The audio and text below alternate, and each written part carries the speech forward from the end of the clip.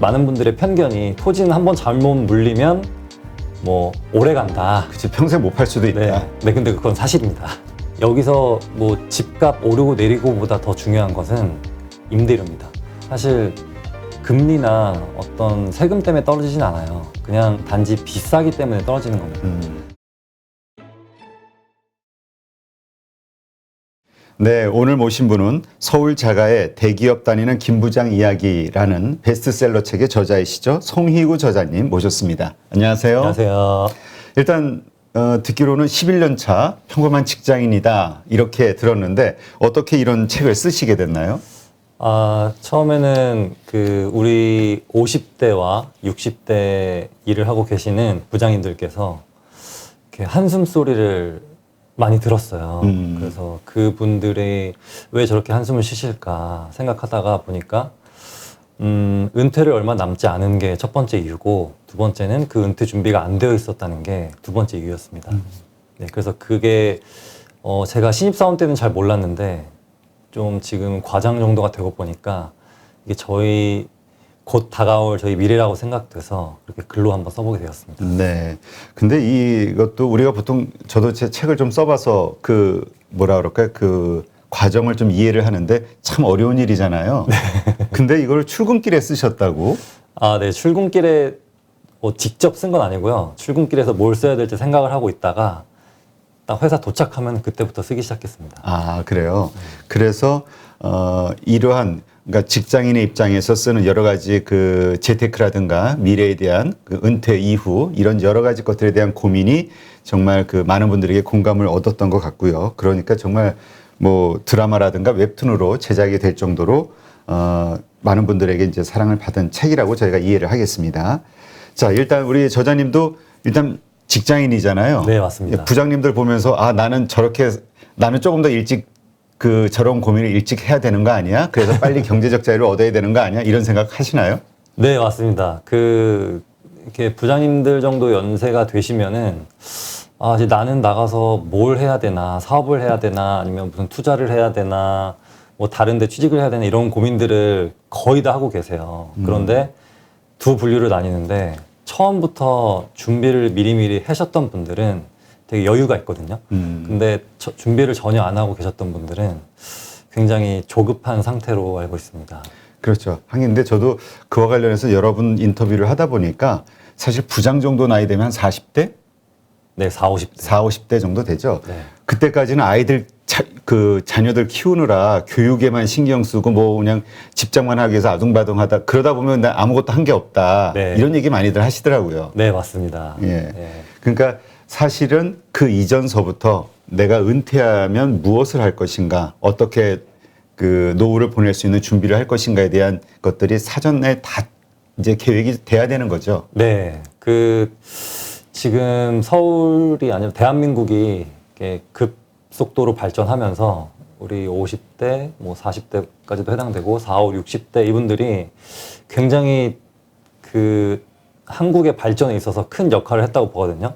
그런데 한편으로 아쉬운 점은 고도 성장기에는 주로 노동소득이 대부분이었어요. 그렇죠. 네, 그때는 뭐 투자라든 정보라든지 아니면은 대출 같은 것도 기업만 받을 수 있었기 때문에 어떤 대출을 활용한 어떤 레버리지 투자라든지 그런 형태의 투자가 잘 없어가지고 어떻게 보면은 자산 소득을 이루는데 좀 아쉬운 부분이 있었다고 볼 수 있습니다.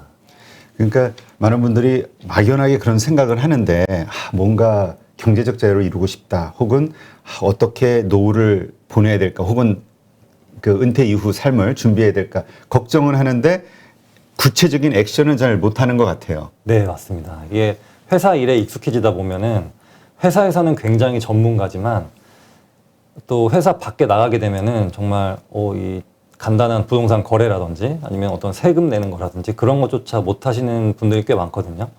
예를 들면은 뭐 아내가 뭐 무슨 서류 필요하니까 떼어와 이런 것도 회사 서류는 굉장히 정리를 잘하고 딱 그런 보고도 잘하지만 집안에 관련된 서류는 전부 다 아내에게 위임을 하고 자기는 잘 모르다 보니까 이 세계가 어떻게 돌아가는지 완전 회사와 그 사회가 차단된 상태에서 사시는 경우가 많았어요.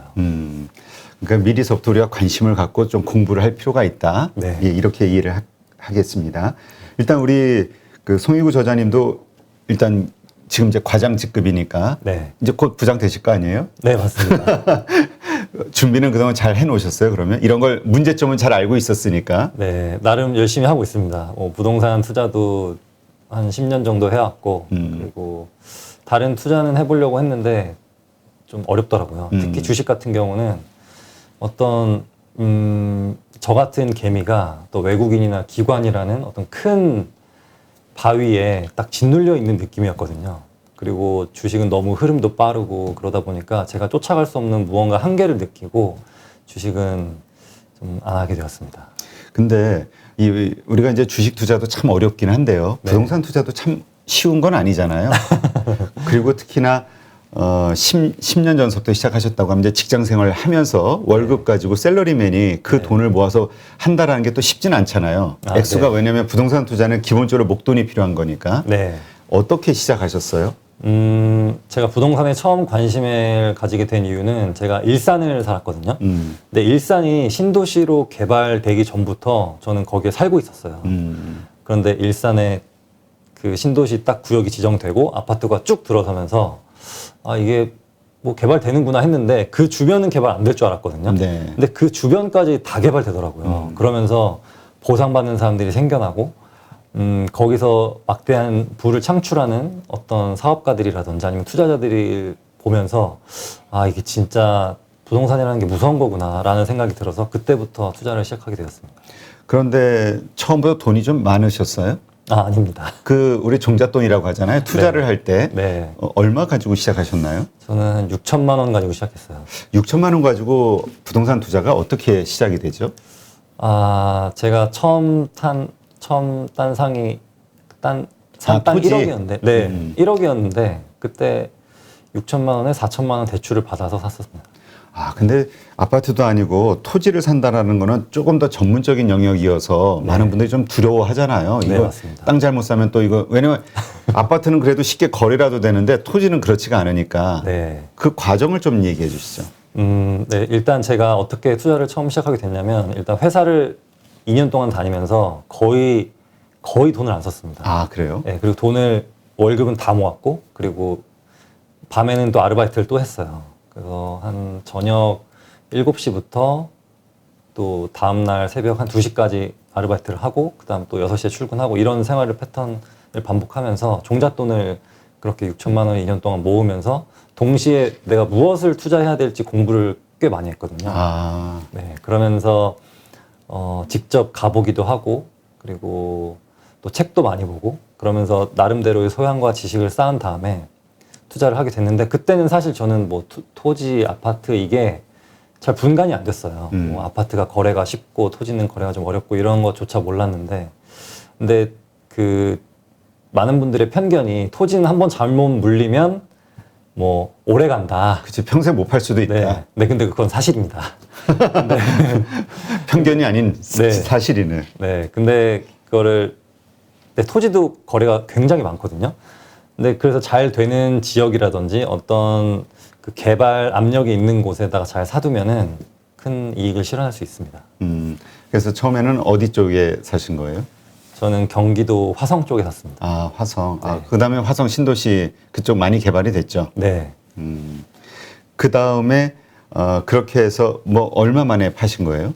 아, 처음 산 거는 아직 안 팔았고요. 아, 처음 사신 거는 네. 그리고 또 그 다음 투자를 한 게 또 대출을 일으켜서 또 사고. 근데 땅은 그 시세라는 게 딱 정해져 있지 않아서 싸게 살 수도 있고 비싸게 살 수도 있거든요. 그렇죠. 그래서 임장을 최대한 많이 가고 그쪽 지역을 빠삭하게 알고 부동산 사장님들하고 좀 친해지면은 그런 기회가 얼마든지 옵니다. 일단 그런 여러 그 투자들을 이제 그때서부터 시작하신 건데, 그러니까 결혼하신 거죠? 네. 그때 처음에 그 2년 동안 종잣돈 6천만 원 모으기 위해서 뭐 밤 새벽 2시까지 또 알바도 하셨다고. 네. 어떤 알바 하신 거예요? 아, 그 재즈바에서 피아노 치는 알바를 아, 또 그런 스킬이 있으시니까. 그게 좀 시급이 다른 아르바이트보다 좀 셌어요. 아, 그렇죠. 네. 그렇게 그 악착같이 모으는 데는 어떤 이유가 있었나요? 아, 제가 어렸을 때 너무 가난했거든요. 그래서 친구들한테 막 돈을 받아서 쓰기도 하고, 뭐 먹고 싶은 것도 못 먹고, 집에 뭐 물 새는 건 기본이고, 화장실이 밖에 있었고, 이런 게 있었는데, 뭐 저는 그 어려서 그런지 잘 몰랐어요. 그게 창피한 줄도 몰랐고. 그런데 하루는 커서 그 동네를 다시 가니까, 아, 정말 못 살겠더라고요. 네, 그래서 아, 이대로 있다가는 언젠간 다시 그쪽으로 돌아갈 수도 있다는 생각에 좀 부자가 돼야겠다고 결심을 했었습니다. 네. 그렇다면 그 투자와 관련해서는 뭔가 부동산을 이제 여러 이제 경험을 하셨을 거 아니에요? 네. 뭐 쓴맛도 보셨을 거고 단맛도 보셨을 것 같은데 네. 모든 투자가 다 그렇잖아요. 네, 좋은 맞습니다. 경험과 그렇지 않은 경험이 다 있으니까 네. 좀 특별한 게 있다면 좀 설명해 주시죠. 한 번은 지방에 아파트를 매수를 한 적이 있어요. 근데 저는 그 동네를 다 봤어야 되는데 그 아파트만 봤거든요. 근데 그 아파트만 봤을 때는 꽤 괜찮았는데 이게 시세가 다른 데는 오르고 있는데 여기만 계속 빠지고 있는 거예요. 근데 알고 보니까 그쪽 동네는 뭔가 인구도 좀 줄고 있고 어떤 소득도 줄고 있는 형태를 띠고 있었어요. 그래서 이거를 어떻게 좀 임장을 다니면서 알 수 있을까 하면서 봤더니 이런 부동산과 부동산은 어차피 사람이 만든 거고 사람이 지정한 거기 때문에 그 둘과의 소통이 있고 관계가 있거든요. 그래서 이 매개체는 결국 사람인데 그쪽 동네 상가를 좀 보니까 좀 트렌드한 어떤 카페라든지 그런 베이커리라든지 그 식당 이런 게 없고 전부 다 낡은 그 커피숍과 그런 낡은 식당만 있더라고요. 그래서 거기서 좀 알아차린 게 아, 여기는 지금 좀 점점 슬럼화 돼가고 있는 도시구나. 개발이 불가한 도시구나. 라는 것을 알게 되고 그때부터 부동산과의 부동산 그 관계를 좀 유심히 살펴보기 시작했습니다. 근데 이제 다행히 10년 전 이제 시작을 하셨으니까 네. 그때는 이제 부동산이 다시 막 상승하기 전 네. 아마 초입이었으니까 그때 네. 투자하신 분들은 정말 운이 따랐다라고도 많이 표현을 하잖아요. 네. 근데 지금 시점 네. 이미 오를 대로 다 오른 지금 시점에도 이게 과연 통할 수 있을까 이런 의문을 갖는 분들이 많을 거란 말이죠. 네. 저는 사실 이 그 부동산 현재의 가격이 언젠가는 올 가격인데 좀 빨리 온 것 뿐이라고 생각해요. 왜냐면은 제가 투자를 시작했을 때는 소득이 뭐 한 15,000불 뭐 아무튼 그때인데 지금은 거의 3만 불이 훨씬 넘거든요. 그 소득을 비교해만 봐도 거의 뭐 두세 배가 올랐고 그리고 유동성만 봐도 매년 7%씩 오르던 게 현 정권 들어서 13% 정도씩 계속 오르기 시작했어요. 그래서 그 유동성과 소득만 보더라도 지금 가격은 뭐 충분히 납득할 만한 가격이다라고 말씀드리고 싶은데 여기서 더 불을 지른 거는 공급이 너무나 부족했다는 점입니다. 그래서 공급이 부족했기 때문에 수요는 넘쳐나는데 그 수요를 받쳐주지 못해서 이 지금 같은 너무 급작스러운 급등장이 오지 않았나 싶습니다. 하지만 이 집과 관련해서는 참 의견들이 다양하거든요. 네. 뭐 홍 장관도 뭐 집값 하락이 이미 시작이 됐다 이런 얘기를 할 정도로 네. 뭐 하락 쪽에 기대를 하는 분들도 참 많이 있고요. 네. 아니다. 인플레이션 이거를 해지할 수 있는 거는 부동산밖에 없다. 네. 안정적으로. 네. 그래서 이건 계속 올라갈 것이다. 지금이라도 사야 된다. 늦지 말고. 하여튼 이 시기와 관련해서 전망을 두고 참 많은 논란이 있어요. 갑론을박이 있고. 네. 우리 저자님은 어떻게 생각하세요? 제가 2019년 그리고 2020년 중반까지만 해도 주변 사람들한테 집을 사라고 적극 권했거든요. 뭐 서울이든 경기도든 인천이든 적극 사라고 권했는데 그 이후에도 또 급하게 올랐어요. 근데 그래서 지금은 되게 사라고 말씀드리기가 조심스러운 게 내년 정도 되면은 오를 이유와 내릴 이유가 거의 팽팽하게 저는 맞붙는다고 보거든요. 내년에. 네. 근데 오를 이유는 일단 어떤 복지나 어떤 코로나 그런 명목으로 인한 이런 그런 보조금 같은 게 너무 많이 더 풀릴 예정이고 그리고 LH에서 짓는 그런 토지 보상금이라든지 그런 유동성들이 너무 많이 풀리기 때문에 이 유동성이 어디론가 또 흘러가게 되는데 그게 분명히 주식이나 부동산으로 갈 거거든요. 그게 일단 상승된 요인이고 그리고 서울의 아파트는 점점 늙어가고 있어요. 그렇기 때문에 그 일단 신축 아파트는 더 비싸질 거고 그리고 재건축을 앞둔 아파트들도 곧 신축이 될 거기 때문에 더 비싸질 거고. 그래서 만약에 아파트를 산다면은 좀 애매한 15년이라든지 20년 이 정도를 많이 추천해 드렸는데 이마저도 많이 올랐어요. 그래서 참 당장 사라라고 말씀드리기가 뭐한 게 조정이 올 수도 있다는 느낌이 드는 이유가 제가 봐도 너무 비싸거든요. 이건 진짜 못 사겠다. 이거는 그리고 너무 많이 올랐기 때문에 과거의 지표를 기억하시는 분들은 억울해서라도 안 사거든요. 그렇죠. 네.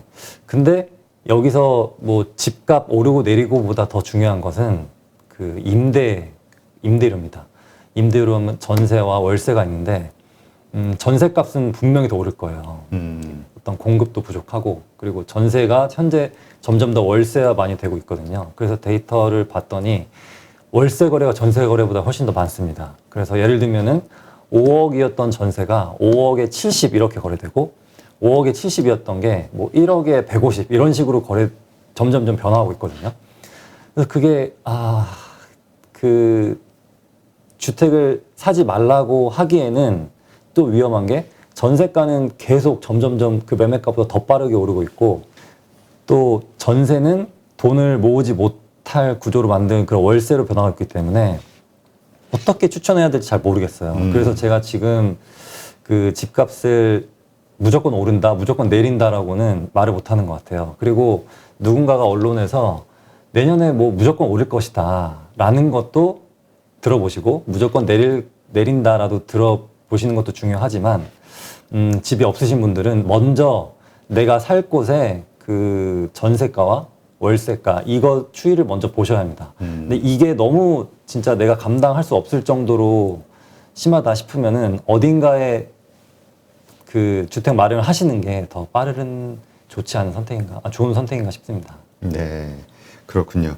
하여튼 뭐 이 부동산 관련해서 그래서 지금이라도 연끌을 해야 되냐 말아야 되냐. 네. 근데 또 어떤 분은 연끌까지 할 정도로 해서 무리할 필요가 있냐. 네. 뭐 여러 가지 의견이 있잖아요. 네. 근데 없다면 일단 집은 일단 자가주택, 그러니까 뭐라 그럴까, 자기가 살 집이라면은 일단 사는 게 낫다. 네. 이렇게 그렇게 보시는 말씀드립니다. 거군요. 네. 물론 아까 말씀하신 대로 내년도에 불확실성이 양쪽으로 열려 있지만, 네. 그러니까 투자로는 지금 뭐 접근하기는 아직 좀 그렇고, 네. 살 집이라는 게 필요하다면은 지금은 적극적으로 살 필요가 있다. 네. 그래서 네, 투자라면은 뭐 그 재개발 재건축 쪽을 보시는 게 맞고 그리고 내년에 뭐 금리가 올라서 떨어진다, 뭐 규제가 많아서 떨어진다 이런 그 의견이 있으신 분들이 있는데 사실 금리나 어떤 세금 때문에 떨어지진 않아요. 그냥 단지 비싸기 때문에 떨어지는 겁니다.